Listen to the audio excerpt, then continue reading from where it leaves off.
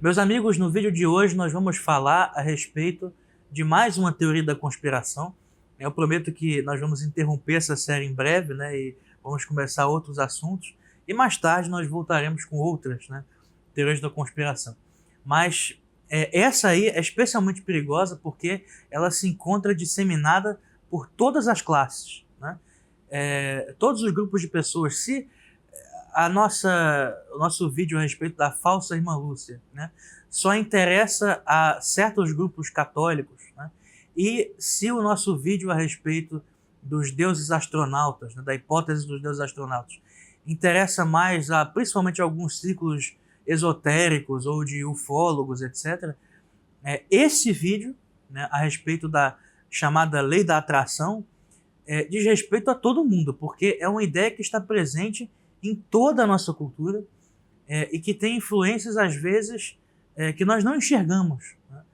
Sobre a nossa mentalidade. Algumas pessoas, por exemplo, religiosas, a forma como elas vivenciam a sua vida de oração, inclusive, é influenciada por essas ideias que podem aparecer sob a forma mais vulgar para pessoas que não têm estudo nenhum, pessoas ignorantes, analfabetas, do povo mesmo, ou às vezes com justificativas altamente intelectualizadas e que vão chamar a atenção e seduzir pessoas não só com formação superior, mas com muitos estudos mesmo, né? É uma ideia que realmente pervadiu toda a cultura ocidental nas últimas décadas, né? A ideia da lei da atração. E o que eu entendo aqui por lei da atração? Eu não falo aqui como uma analogia ou figura de linguagem, né? Porque, de fato, quando às vezes a gente até brinca, né? Falando, por exemplo, usando a terceira lei de Newton, né? Ação e reação, quando num boteco duas pessoas falam sobre a vingança, né, de uma namorada traída que decidiu, por sua vez, trair o namorado. Isso é ação e reação. É claro que isso é só uma figura de linguagem. Mas quando se fala de lei da atração aqui, quer se referir a realmente uma influência física, né, que a mente humana teria sobre os objetos, né? E é preciso formular de modo bastante claro, né, do que eu trato aqui. Por lei da atração, entende-se a influência que os objetos do nosso pensamento teriam sobre as coisas mesmas. Quer dizer, o nosso pensamento influenciaria a realidade física de modo a atrair, a aproximar de nós, das nossas vidas, aquilo em que nós pensamos. De modo a que pessoas que vivem a temer certos males, por pensarem muito neles, acabam por atraí-los. E pessoas que pensam muito nas suas ambições ou nos seus objetos de desejo, acabam também por atraí-los e ser bem-sucedidos em tudo. À primeira vista, é evidente que essa ideia parece ter alguma eficácia, pelo menos a corresponder a algo no mundo prático, porque de fato nós observamos que pessoas que tendem a focar muito nos seus temores tendem ao fracasso, justamente porque elas perdem força nas suas ações, né? E aqueles que o tempo todo idealizam e pensam nas suas ambições vão tender, né? Se você pensa no que você quer o tempo todo, você tende a se mobilizar forças para poder conquistar aquilo que você quer, né? Então, existe certa eficácia prática desse tipo de ideia que parece confirmá-la à primeira vista, né? Mas não se trata disso que eu estou falando aqui. Não é uma teoria psicológica, né? Mas ela se pretende uma espécie de lei da física, né? Pessoas tentam curar doenças usando a tal lei da atração, né? E como é que essa ideia veio à cultura de massas, né, em primeiro lugar? Ela veio na década de 2000 com a publicação de 2 documentários de um livro, né? O livro se chama The Secret, O Segredo, né? Escrito por uma autora de livros de autoajuda australiana chamada Rhonda Burns. Esse livro mais tarde foi transformado também em documentário com o mesmo nome, né? Isso no ano de 2006. Em 2004, 2 anos antes, existe um outro documentário, esse de um nível mais elevado, chamado What the Bleep Do We Know, né, que foi traduzido no Brasil por Quem Somos Nós, e que trata mais especificamente da fundamentação da lei da atração ou da filosofia de fundo dessa ideia maluca na mecânica quântica, né? E aí que nós entramos, né? O segredo para a senhora Rhonda Burns seria realmente uma ideia que as elites, né, financeiras e políticas do mundo inteiro teriam conhecido ao longo de toda a história humana, desde a antiguidade, e esse segredo teria sido ocultado das massas para que só as pessoas que fizessem parte dessa elite ou que fossem simpáticas a ela tivessem acesso a esse conhecimento que traz todos os bens do mundo, né?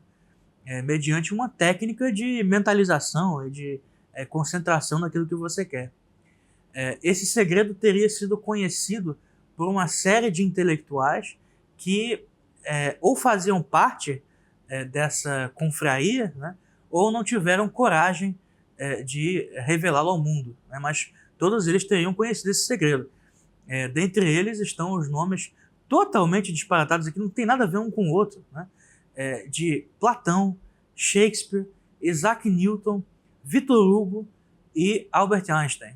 Então, nós temos aí pessoas que rigorosamente não tem nada a ver um com o outro, que só são famosos, só guardam certa semelhança por serem intelectuais famosos, né? Acho que a única coisa que pode unir é Platão, Shakespeare e Einstein, né? E Victor Hugo, não tem nada a ver um com o outro. Essa ideia se parece muito, aliás, pela sequência de nomes, com a do escritor também, teórico da conspiração, Pierre Plantard, naqueles anos 60, inventou a história do Priorado de Sião, né?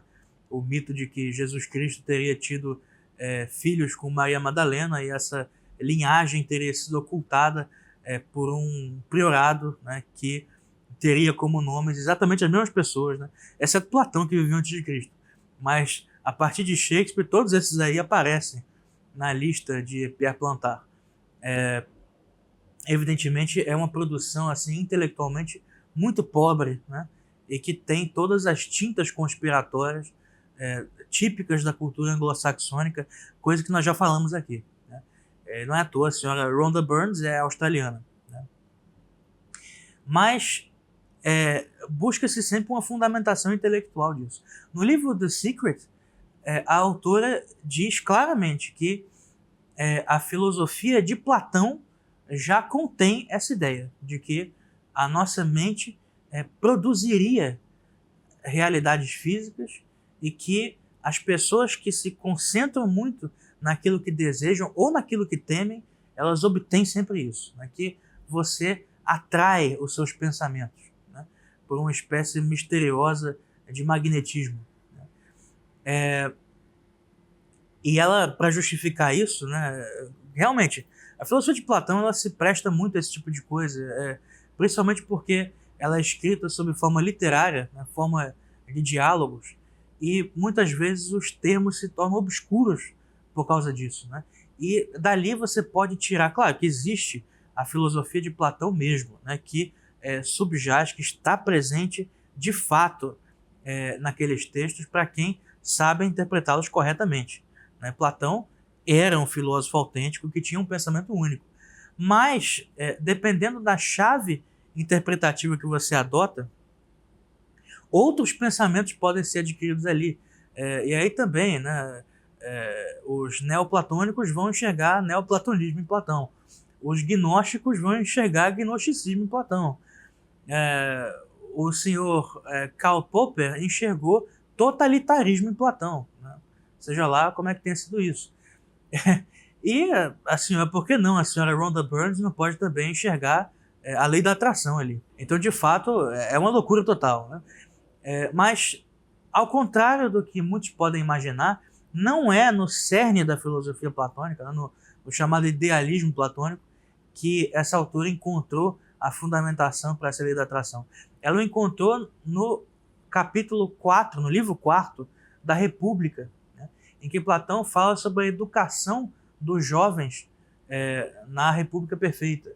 E ele fala a respeito da importância da formação nas virtudes desde a infância, porque o jovem que é criado na virtude vai tender na maturidade à felicidade. E ela enxerga na maneira como Platão escreve e faz citações totalmente fora de contexto, dizendo que ele estava se referindo à pessoa virtuosa saber atrair os pensamentos de felicidade para si. Quando fica evidente no texto, né, e quem quer que leia o livro 4 da República vai entender assim, a não ser que esteja de muito má vontade, que ele se refere não aos pensamentos da pessoa que recebeu uma educação virtuosa, mas da conduta. Né? É a conduta virtuosa daquele que foi criado na virtude desde cedo que vai fazê-lo feliz. Né? Mas bem, isso aí na verdade é mais um argumento de autoridade, né, para apelar à figura de Platão. Agora, a fundamentação principal, né, que aparece de modo mais característico, né, no documentário What the Bleep Do We Know, é o argumento da física quântica. Né? E aí surgem inúmeras confusões, principalmente pelo fato de ser uma ciência relativamente complicada, a qual nem todos têm acesso. Né? A fonte, em última instância, disso são as tentativas de interpretar e de fundir a física moderna com as espiritualidades orientais. Né? E isso, de modo especial, foi tentado a partir dos anos 70 e 80 por Fritjof Capra, né? Um famoso físico e charlatão, né?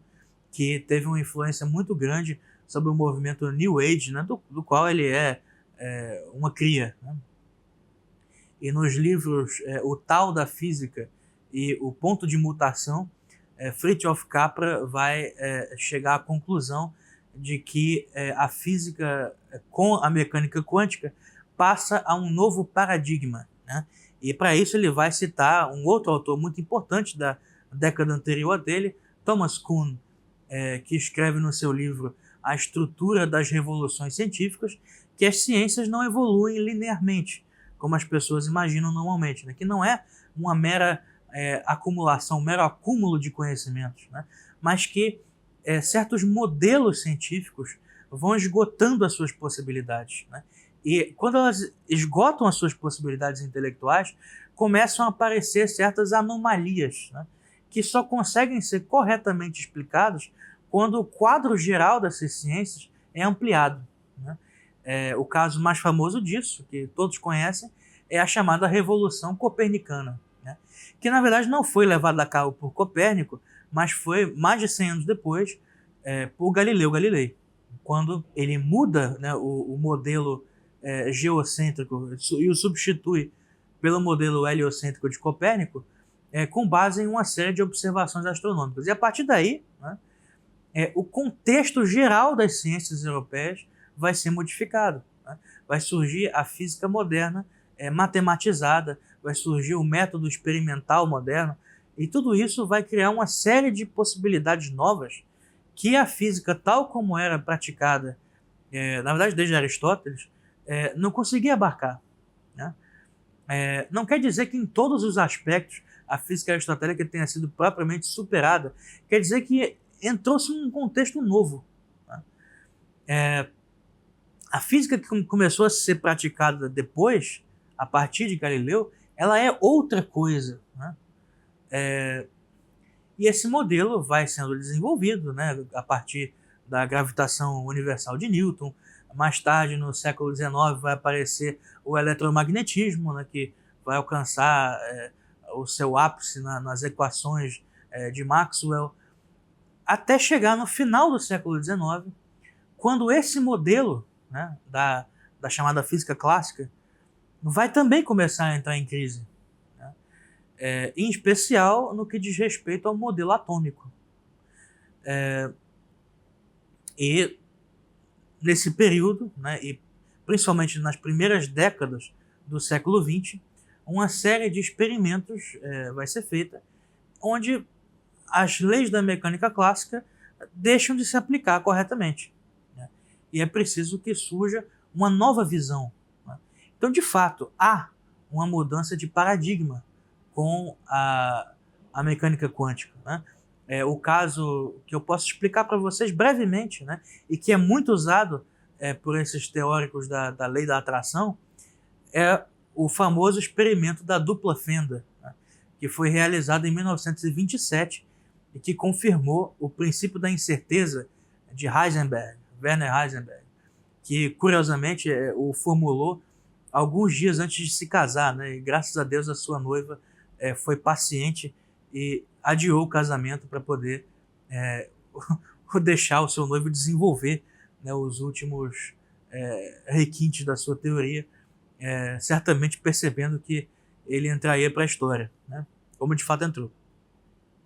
Mas esse experimento da dupla fenda ele pode ser realizado hoje em qualquer laboratório de física, é muito simples.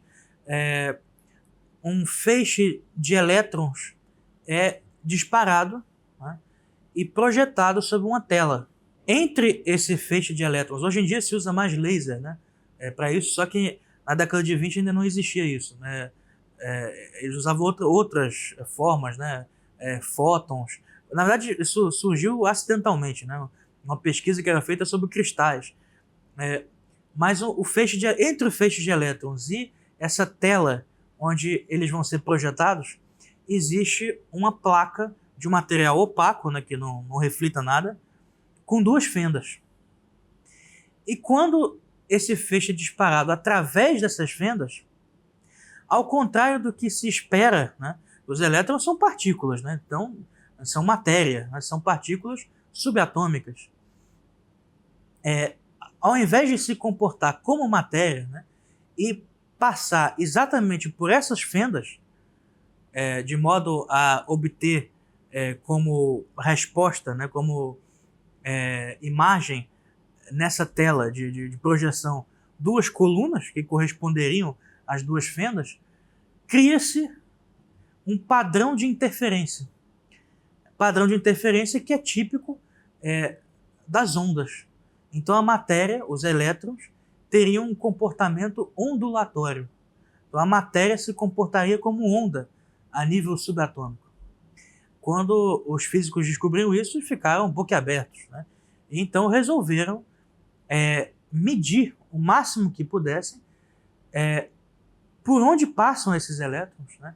Saber a sua posição, para que esse fenômeno pudesse ser estudado com mais acuracidade, né?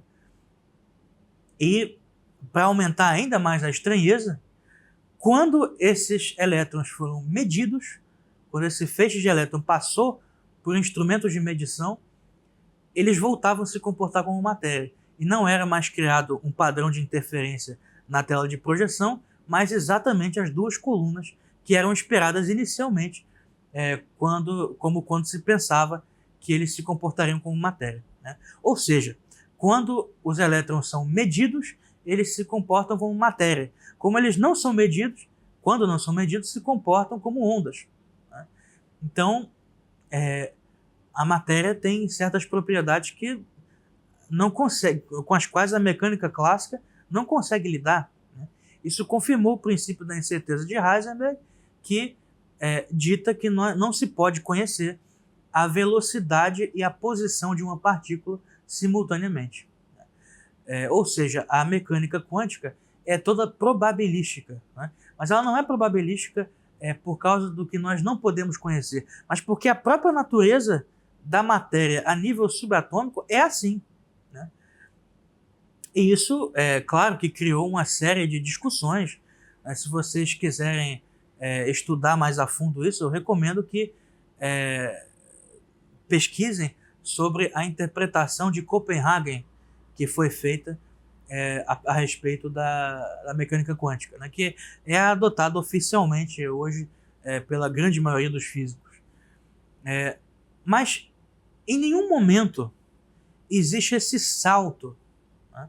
Por mais esquisitas que sejam as propriedades da matéria, esse salto de medição para observação. qual é a conclusão a que chega o senhor Fritjof Capra e mais tarde a autora de O Segredo, Rhonda Burns, e esses documentários todos que foram feitos, há outros também além desses dois que eu citei, é a de que essa medição ela altera o resultado do experimento por causa da consciência de quem mede, né? O que é um salto, no mínimo, esdrúxulo, né? Não só não está implicado em lugar algum que a consciência vai agir sobre a matéria, né? Que essa é a ideia, né? É a de que não, então a consciência do observador vai fazer com que a matéria deixe de funcionar como ondas de possibilidades e que ela se materialize como partícula de fato. Então a sua mente ela criaria a matéria, né, a partir dessas possibilidades que não haviam sido observadas. Então quando você observa, o seu pensamento cria a realidade, né? E essa ideia é manifestamente falsa. Não só porque não é uma consequência do fato da medição de que a consciência está envolvida, como também como ela não poderia estar envolvida. Porque a consciência não entra no objeto da ciência física. Isso aí é um problema epistemológico muito grave que essas pessoas cometem por pura ignorância. A física ela é um determinado recorte da realidade. Nós não experimentamos a realidade tal como a física estuda. Nós experimentamos algo que se pode chamar de realidade concreta, né? Cada ciência vai lidar com determinados recortes, determinados aspectos da realidade concreta. E a física vai lidar com os aspectos materiais que podem passar por uma matematização e ser submetidos ao método experimental, que é exatamente o método criado, por assim dizer, ou pelo menos desenvolvido por Galileu, né? A consciência, ela pertence, no mínimo, mesmo que você seja materialista, tá? Eu estou aqui presumindo que você é um ateu materialista, né, que acredita, tal como o Barão Doubar, que a consciência humana é produzida pelo cérebro, né? Como se fosse, ele diz no seu livro Filosofia da Natureza, que seria uma espécie de secreção produzida pelo cérebro. É uma ideia cretina, né? Mas Helvétius vai dizer a mesma coisa no seu livro De l'Esprit. Uma ideia que esteve muito em voga no final do século XVIII. Vamos dizer que você acredite nisso. Mesmo assim, né, a consciência, enquanto consciência, ela é outro recorte da realidade, né? Ela tem que ser tratada, no mínimo, pela psicologia, que é uma ciência que, por ter um objeto diferente, vai precisar de métodos diferentes. Então a física não trata de consciência. Isso é impossível.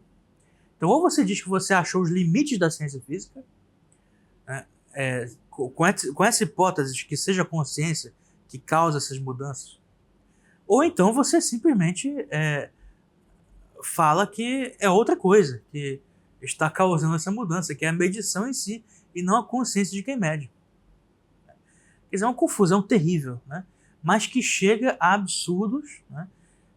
Como, por exemplo, o livro, também da década de 2000, de um físico indiano chamado Amit Goswami, que ficou muito popular, inclusive no Brasil, chamado Física da Alma, né?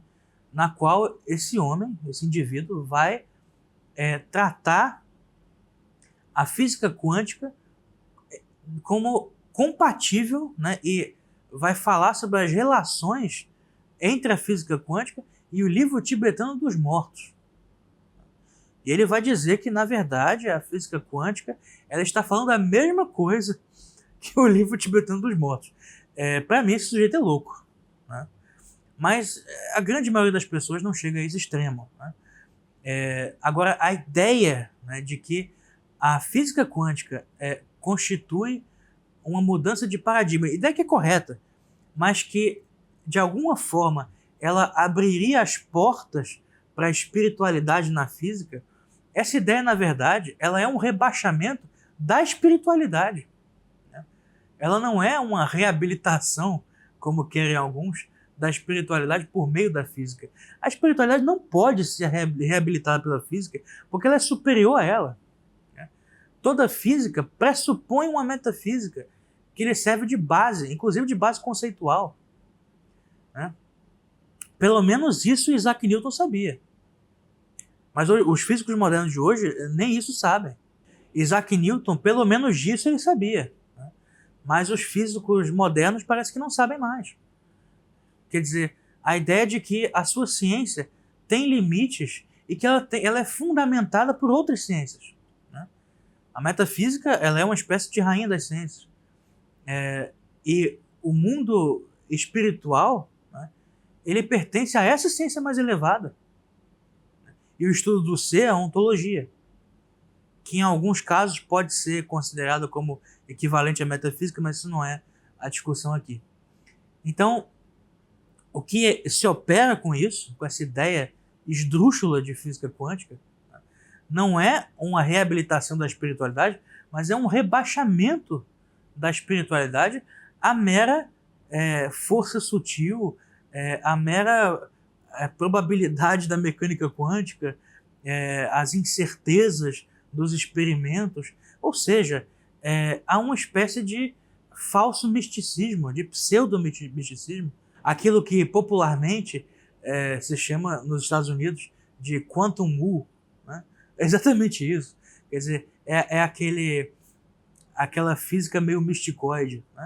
Isso é patético, isso não tem absolutamente nada a ver com os desenvolvimentos científicos do início do século XX.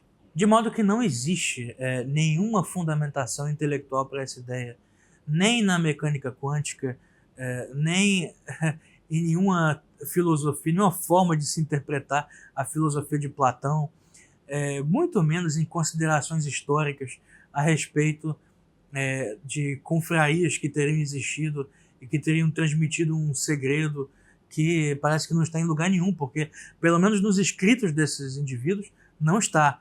Em nenhum lugar você vai encontrar em Platão, Shakespeare, Newton, Einstein ou Victor Hugo, você não vai encontrar nenhuma referência à chamada lei da atração. Se essa ideia é vendida como um segredo, muito provavelmente ela tem uma raiz esotérica. E é isso que nós verificamos quando nós analisamos a procedência de todos esses autores, desde Fritjof Capra até a senhora Rhonda Burns. Todos eles são ligados de uma forma ou outra a sociedades esotéricas. Então é essa que é a origem dessa ideia, que só conseguiu causar mais confusão do que qualquer outra coisa. Poucos indivíduos atualmente com educação superior defendem a ideia da lei da atração explicitamente, mas ela está presente, eu diria quase que no inconsciente coletivo. É impressionante a quantidade de referências e de ações, de decisões que as pessoas tomam nas suas vidas baseadas nisso. Frequentemente eu observo no próprio desenvolvimento da autoajuda. A autoajuda ela explodiu na década de 2000, não só com a produção de livros, mas também de documentários, e o desenvolvimento de classes profissionais inteiras lidando com autoajudas, tipos novos de terapeutas, etc., todos inspirados nisso. O boom da autoajuda veio junto com esse livro, O Segredo. E também nós vemos isso no desenvolvimento também do marketing. Cada vez mais a ideia, claro, ela vai ser muito popular nos meios ligados ao marketing digital, etc., porque é a ideia de você se concentrar nas suas ambições. E a pessoa que se concentra nas suas ambições, ela vai mais facilmente cair na armadilha de quem quer vender um produto que não necessariamente vai fazer muito bem a ela.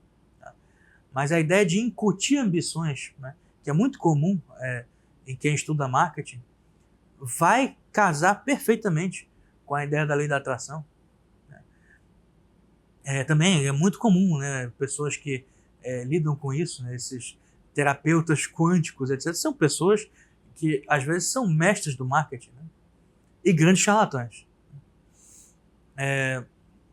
Eu vejo isso até como um certo impacto na cultura católica, né?